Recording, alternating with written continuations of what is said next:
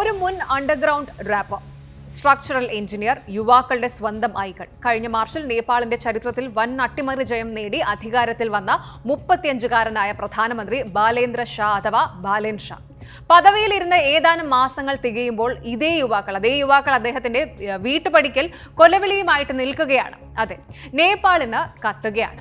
ഗവൺമെന്റിന്റെ ക്രൂരമായ നടപടികളിൽ പ്രതിഷേധിച്ച് കഴിഞ്ഞ കുറച്ച് ദിവസങ്ങൾക്കുള്ളിൽ 3 യുവാക്കളാണ് പൊതുമധ്യത്തിൽ സ്വയം തീ കൊളുത്തിയത്. അതിൽ 2 പേർ മരണപ്പെട്ടു. ജനങ്ങളെ മാറ്റി പാർപ്പിക്കാതെ ചേരികൾ പൊളിച്ചു നീക്കിയതും പാവപ്പെട്ട റൈഡേഴ്സിനെ പോലീസ് വേട്ടയാടിയതുമാണ് ഈ ഒരു ജെൻസി വിപ്ലവത്തിന് കാരണം. ഒരു കാലത്ത് ബാലനെ അധികാരത്തിലേറ്റിയ അതേ ജെൻസി യുവാക്കൾ ഇന്ന് അദ്ദേഹത്തിന്റെ രാജി ആവശ്യപ്പെടുകയാണ്. നേപ്പാളിൽ എന്താണ് യഥാർത്ഥത്തിൽ നടക്കുന്നതെന്ന് ഒന്ന് നോക്കാം. ഈ പുതിയ ജനകീയ പ്രക്ഷോഭത്തിന്റെ മെയിൻ തീപ്പൊരി പടർന്നത് കഠ്മണ്ഡുവിലെ പാസ്പോർട്ട് ഡിപ്പാർട്ട്മെന്റ് ഓഫീസിന് മുന്നിൽ വെച്ചാണ്. 25 വയസ്സുള്ള ഗണേഷ് നേപ്പാളി എന്ന ആപ്പ് ബേസ്ഡ് ഡ്രൈവർ മെട്രോപൊളിറ്റൻ പോലീസിന്റെ പീഡനം സഹിക്കവയ്യാതെ തന്റെ ബൈക്കിന് മുകളിൽ പെട്രോൾ ഒഴിച്ച് സ്വയം തീ കൊളുത്തുകയായിരുന്നു. ദുബായിലേക്ക് ജോലിക്കായിട്ട് പോകാൻ തയ്യാറെടുക്കുകയും ഒപ്പം ഗവൺമെന്റ് പരീക്ഷകൾക്ക് പഠിക്കുകയും ചെയ്തിരുന്ന സാധാരണക്കാരനായ ഒരു യുവാവായിരുന്നു ഗണേഷ്. കഴിഞ്ഞ ആഴ്ച ഇയാളുടെ ബൈക്ക് പോലീസ് ബ്ലോക്ക് ചെയ്യുകയും 1000 രൂപ പിഴ ഈടാക്കുകയും ചെയ്തിരുന്നു. വീണ്ടും കഴിഞ്ഞ വ്യാഴാഴ്ച പോലീസ് ഇയാളുടെ ബൈക്കിന്റെ വീലുകൾ ലോക്ക് ചെയ്തു. വീണ്ടും ഫൈൻ അടയ്ക്കാൻ പണമില്ലാതെ വണ്ടി കൊണ്ടുപോകാൻ അനുവദിക്കാതെ പോലീസ് സമ്മർദ്ദം ചെലുത്തിയപ്പോഴാണ് ആ യുവാവ് ഈ ഒരു കടും കൈ ചെയ്തത്. 60% പൊള്ളലേറ്റ ഗണേഷ് ആശുപത്രിയിൽ മരണത്തിന് കീഴടങ്ങുകയായിരുന്നു.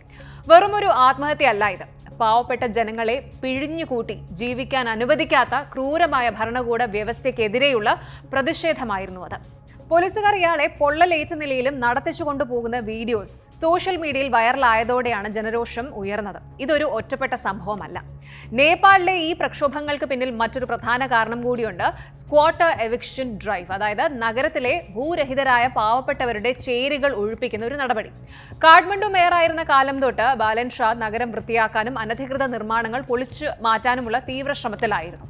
പക്ഷേ പാവപ്പെട്ട ജനങ്ങൾക്ക് കൃത്യമായ ഒരു പുനരധിവാസം നൽകാതെയാണ് ഇവരുടെ വീടുകൾ JCB വെച്ച് ഇടിച്ചു നിരത്തിയത്. ഇനി ഇവർ താമസിപ്പിച്ച കീർത്തിപൂരിലെ താൽക്കാലിക ഹോൾഡിംഗ് സെന്ററുകൾ ശരിക്കും നരകതുല്യമാണ്. കഴിഞ്ഞ ദിവസങ്ങളിൽ പെയ്ത കനത്ത മഴയിൽ ഈ ക്യാമ്പുകൾക്കുള്ളിൽ മുട്ടറ്റം വരെ വെള്ളം കയറി ആളുകൾ കുട്ടികളെയൊക്കെ എടുത്ത് വെള്ളത്തിൽ നിൽക്കുന്ന ചിത്രങ്ങൾ പുറത്തു വന്നതോടെ ജനങ്ങൾ ഒന്നടങ്കം തെരുവിലിറങ്ങി.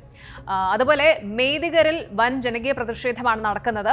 പുനരധിവാസം ഉറപ്പാക്കുക, അറസ്റ്റ് ചെയ്ത ആക്ടിവിസ്റ്റുകളെ വിട്ടയക്കുക എന്നിവയാണ് ഇവരുടെ പ്രധാന ഡിമാൻഡ്സ് എന്ന് പറയുന്നത്.